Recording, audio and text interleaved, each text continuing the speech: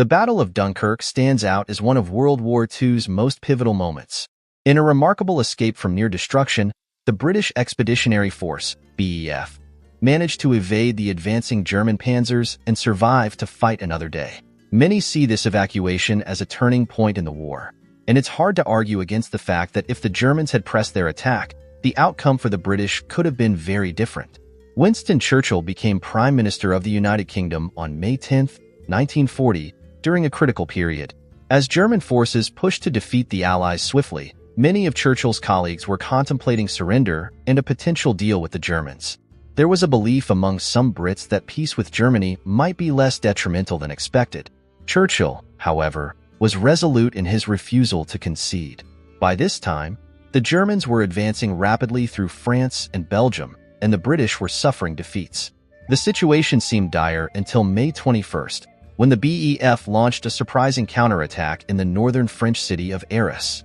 This attack, involving infantry and tanks, created a psychological impact on German General Rommel, who mistakenly reported a much larger British force.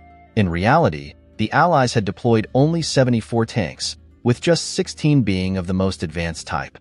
The German leadership was divided. Field Marshal von Rundstedt and the German Chancellor believed the terrain around Dunkirk was unsuitable for tank warfare and decided to focus on Arras instead.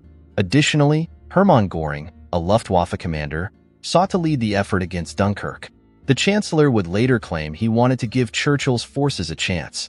A warning from a German general about the rapid advance of tanks, which left infantry behind, also contributed to the halt of the panzer troops for 36 crucial hours, ending on May 25th. This pause, lasting 3 days, provided the Allies with time to reorganize, establish new defensive lines, and plan their evacuation.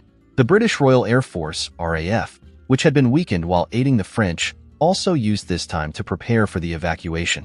The French, facing the prospect of surrender, were not in a position to continue resisting effectively.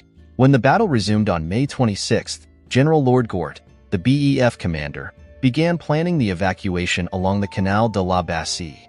The situation was complicated by new German offensives, which pinned down British divisions while others took heavy losses. Despite these challenges, the BEF managed to create a corridor for evacuation. Although the Germans intensified their attacks, including bombing runs by the Luftwaffe that devastated British vehicles, on May 28th, Belgium surrendered, creating a gap in Allied defenses.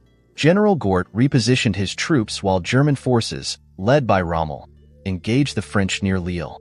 By early June, the Allies were nearly evacuated.